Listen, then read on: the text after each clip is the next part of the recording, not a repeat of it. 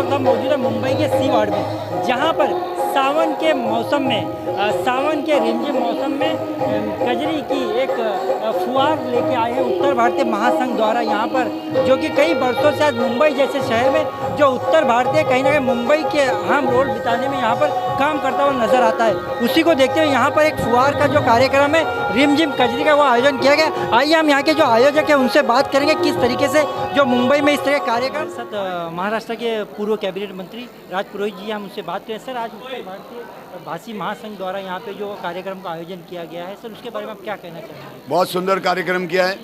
मैं अमरजीत मिश्रा जी का अभिनंदन करता हूँ कि पूरे मुंबई में उन्होंने कजरी की धूम मचाई है, समाज को जोड़ने का काम किया है, उत्तर भारतीय संस्कृति को जिंदा रखने का काम किया है और हमारी बहनों को लिए एक ऐसा मौका दिया है जहाँ बहनें आवे और खुशी से झूम उठती है। तो ऐसे मौके के लिए मैं इस कजरी महोत्सव को बहुत अभिनंदन करता हूँ, अभियान का धन्यवाद करता हूँ और उन्होंने हमारे सी वार्ड में मौका दिया, इसलिए मिश्रा जी का मैं आभार प्रकट करता हूँ।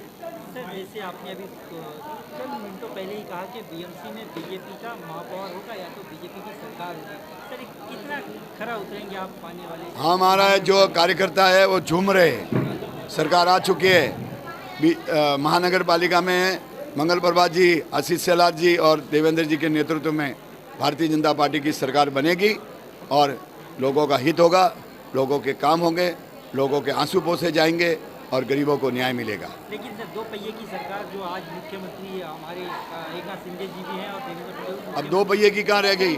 आज तो 20 पहिए हो गए, 20 पहिए हो गए। सर वो अपने आप को शिवसेना बता रही नहीं नहीं नहीं, वो कौन सी शिवसेना बता रही है?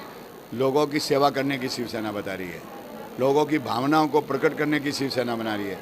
इसलिए ये शिवसेना एक अच्छी शिवसेना है, अच्छा नेतृत्व है, संघर्षपूर्ण नेतृत्व है और आने वाले समय में अच्छा काम करेगी। लेकिन एकनाथ शिंदे जी को मुख्यमंत्री का पावर यूज करने नहीं दिया जाए, ऐसा कौन बोल रहा है? कौन बोल रहा है? स्वागत है आपका हमारे यूट्यूब मीडिया चैनल में। सर ये बताइए कि आज इस कार्यक्रम का आयोजन किया गया, इसका क्या मकसद है? देखिए, सावन में माताएं बहनें कजरी गाती हैं, वे अपने मायके आती हैं और मायके में मुक्त आकाश में कजरी गाकर अपना आनंद लेती हैं।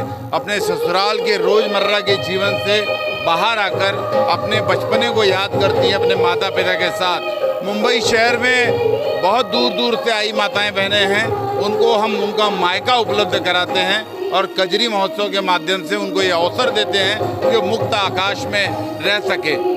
मिर्ज़ापुर और बनारस में एक बड़ा कजरी का वह है कि मिर्ज़ापुर कैला गुलजार हो, कचौड़ी गली सून कैला बलमू, एक कजरी है कि मिर्ज़ापुर जब गुलजार हुआ करता था, जब कजरी गाई जाती थी, और जब कजरी गाई जाती थी उस समय बनारस की जो कचौड़ी गली जब लोग खाने के लिए आते थे वो खाली हो जाती थी, लोग सुनने के लिए मिर्ज़ापुर चले जाया करते थे।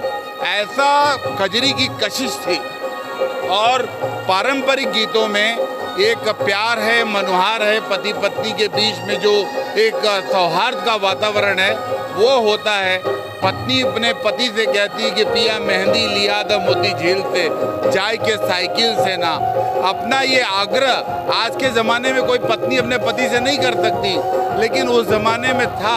इसका मतलब पत्नी का जो हक था, अधिकार था, वो उस ज़माने में ज़्यादा हुआ करता था। हम जब कहते हैं कि भारत में स्त्री स्वातंत्र नहीं था, उस समय भी स्त्री स्वातंत्र था। और प्रधानमंत्री जी कहते हैं बेटी बचाओ बेटी पढ़ाओ, बेटी बचेगी पढ़ेगी तो बढ़ेगी।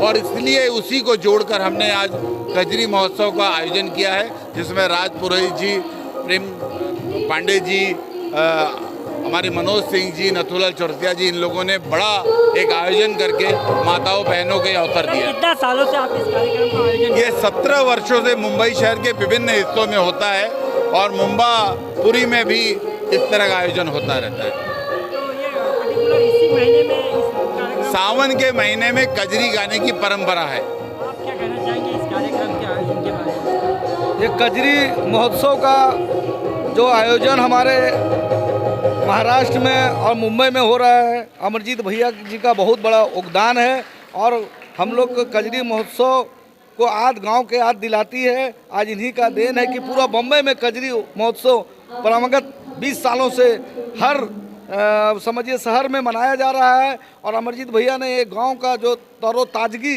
गांव में मिलती थी वो बॉम्बे के महिलाओं के यहाँ देने का प्रयास कर रहे हैं। इसके लिए मैं तहे दिल से अमरजीत भैया के दिल से धन्यवाद देता हूँ कि गांव का महक खुशबू आज भी बॉम्बे में सुनने को मिल रही है। जो महक हम लोग को गांव में सुनने के लिए जाते थे, आज बॉम्बे में दिलाने का प्रयास कर रहे हैं। और देखिए उसका साक्षात उदाहरण है कि जो महिलाएं वहाँ मैके में जाके सुनती थी, आज मुंबई से शहर में एक कजरी महोत्सव अमरजीत भैया के नाम से यहाँ सैकड़ों महिलाएं उपस्थित होकर और कजरी महोत्सव का आनंद ले रही है। इसके लिए मैं कोटि कोटि इनको नमन करता हूँ, बार बार दिल से धन्यवाद देता हूँ कि पूरे मुंबई में कजरी महोत्सव मनाने के लिए और लोगों उत्तर भारतीयों को दिल में राज करने के लिए, और दिल में राज करते भी है, ऐसा महोत्सव बना के हम लोग का मान सम्मान बढ़ाए।